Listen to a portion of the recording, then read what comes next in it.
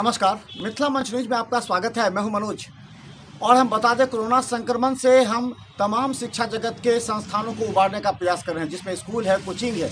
तो हम बता दें कोचिंग से लगातार हम बात कर रहे हैं कि कोरोना संक्रमण के बाद कैसे वो उभरे, क्या उनका अनुभव रहा और कैसे छात्र छात्राओं को, अभिभावकों को संतुष्ट कर पाए। हमारे साथ एनके यादव हैं, अंग्रेजी के वरीय शिक्षक हैं। Thank you sir. लगातार ये गुणात्मक शिक्षा अंग्रेजी के क्षेत्र में देते आ रहे हैं। इस बार बोर्ड का एग्जाम भी हुआ 12th के लिए।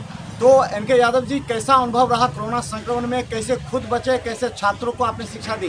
थैंक यू सर, बहुत बहुत धन्यवाद।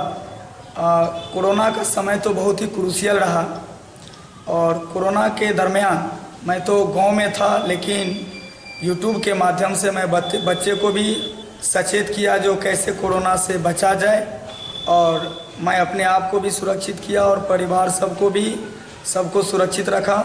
और उसी बीच गांव से ही यूट्यूब के माध्यम से, जूम ऐप के माध्यम से मैंने बच्चों को पढ़ाई जारी रखा, ताकि बच्चे को कोरोना के इस क्रूशियल दौर में पढ़ाई का लिंक न टूटे, जिसके वजह से हम लोगों ने और मैंने खासकर ट्रिकी मेथड अपनाकर सारे बच्चे को सिलेबस को कंप्लीट करने का कोशिश किया और अंततः मैंने कर दिया।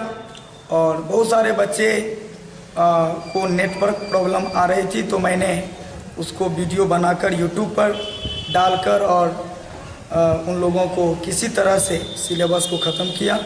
तो बहुत सारे बच्चे के मन में ये ढेर सारी प्रश्न थी, जिसमें सर कुछ ऐसा टॉपिक है लिटरेचर में जो हम लोगों को याद नहीं हो पाती है।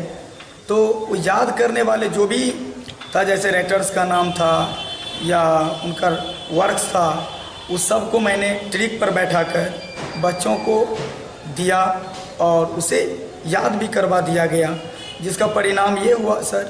अच्छा, इंटरमीडिएट की परीक्षा भी हुई है एनके यादव जी। अभी इंटरमीडिएट की किस तरह आपने कम समय में कोचिंग कब से आप खोले और किस तरह आपने इंटरमीडिएट की तैयारी करवाई बच्चों की? लगभग अक्टूबर में कोचिंग खोली थी। उस समय थोड़ा सावधानी बरतना पड़ा, जिसके लिए सैनिटाइजर मशीन का व्यवस्था रखना पड़ा।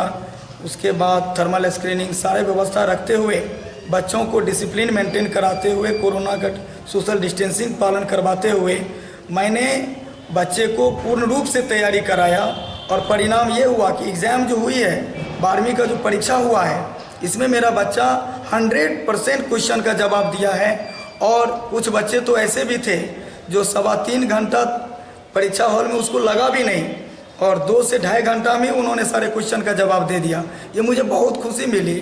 और मेरे इंस्टीट्यूट से जो ब्रह्मास्त्र निकलती है, संयोग से वो ब्रह्मास्त्र से ही बहुत सारा मतलब लगभग 100% क्वेश्चन था, जो बच्चों को क्वेश्चन का जवाब देने में बिल्कुल भी परेशानी नहीं हुई, क्योंकि मैं हर एक टॉपिक वाइज उनसे टेस्ट भी लेता चला गया। और 12th के तैयारी में जो भी 12th के एग्ज़ाम में क्वेश्चन मतलब OMR शीट रहता है, क्वेश्चन पेपर रहता है, मैं उस ढंग से पूरी तरह से बच्चे को प्रिपेयर करा दिया, ताकि मेरे बच्चा को किसी भी तरह की कठिनाई झेलना नहीं पड़ा।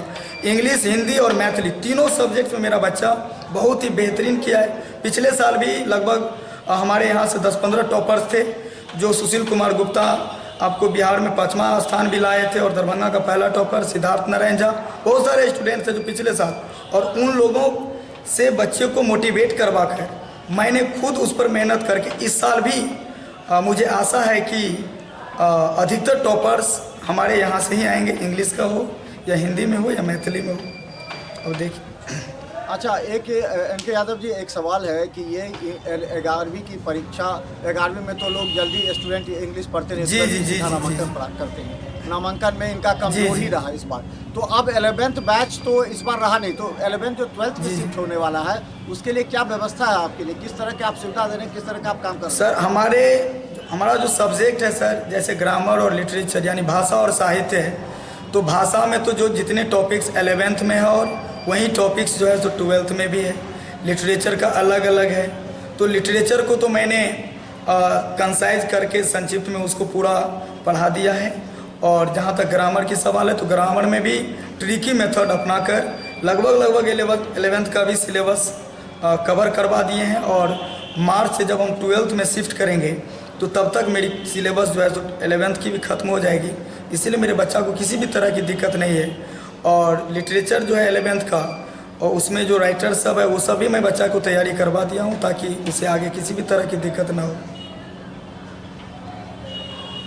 तो 12th का बैच कब से प्रारंभ कर रहे हैं, और जब प्रारंभ करें तो क्या कोरोना गाइडलाइन के अनुसार, क्योंकि एक भी कोचिंग से कोरोना संक्रमित अगर एक भी पाया जाएगा तो सभी कोचिंग वालों पर असर पड़ेगा इसका, तो किस तरह आप सामाजिक दूरी बनाते, सैनिटाइजर किस तरह की व्यवस्था करके आप 12th का बैच स्टार्ट कर रहे हैं? सर मेरे यहाँ सैनिटाइजर मशीन है जो 5 मिनट में ही पूरे क्लास को सैनिटाइज करती है।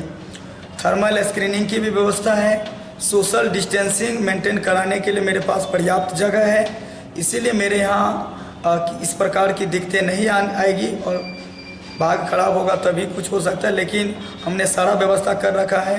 उसके बाद सैनिटाइज़र मशीन क्लास को सैनिटाइज करने के लिए अलग है, और हैंड सैनिटाइज़र अलग है, और थर्मल स्क्रीनिंग भी है। मेरा आदमी सब है वहाँ, स्टाफ सब रहता है, वो पूरा चेक करके ही अंदर प्रवेश का जो है मतलब अनुमति मिलती है।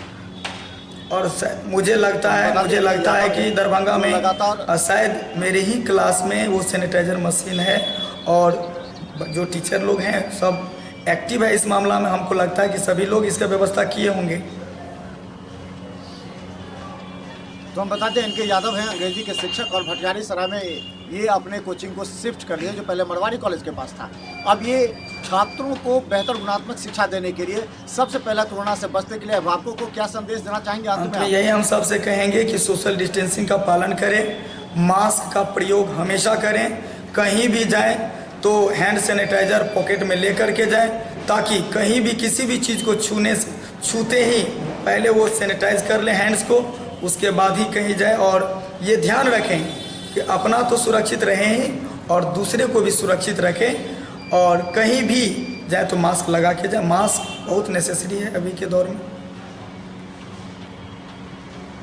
तो हम बता दें इनके यादव जो संदेश दे रहे हैं तमाम छात्र छात्राओं को कि किसी भी कोचिंग में आप पढ़ते हैं तो आप पूरी तरह आप कोरोना गाइडलाइन को पालन करें। शिक्षक का भी कोचिंग में दायित्व बनता है कि वो कोरोना गाइडलाइन का पालन कराए, दूरी बना के रखें, मास्क पहना, सैनिटाइज करें, क्योंकि एक कोचिंग अगर मेंटेन करता है और कई कोचिंग मेंटेन नहीं करता है तो वहाँ से अगर संक्रमित होगा तो दूसरे कोचिंग में फैलेगा। ऐसी परिस्थिति में सबको जिम्मेवारी अधिक हो गई है। मिथिला मजदूरी सभी कोचिंग संस्थानों को कोरोना संक्रमण से उबरने का प्रयास करी है। तो आइए इनके यादव ने अपने कोचिंग में बेहतर व्यवस्था की है छात्र छात्राओं के लिए ताकि गुणात्मक शिक्षा उसके। धन्यवाद। बहुत धन्यवाद।